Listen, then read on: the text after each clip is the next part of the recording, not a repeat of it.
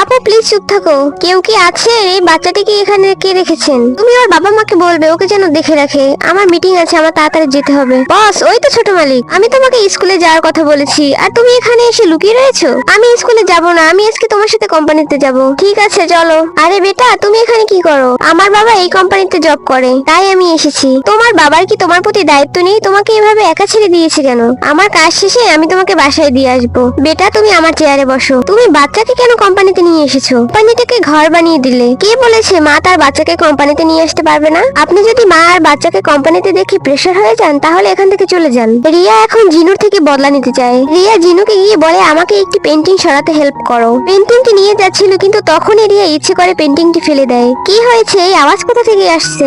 বসের ফেভারিট পেন্টিংটি ভেঙে দিয়েছে। না, আমি এটি করিনি, সে মিথ্যা বলছে। কি হয়েছে? এখানে এত চিল্লাচিল্লি কেন? বস, আপনার ফেভারিট পেন্টিংটি এই ছেলেটি ভেঙে দিয়েছে। ওদেরকে কোম্পানি থেকে বের করে দিন। আমার ছেলেকে এই কোম্পানি থেকে কে বের করে দিবে?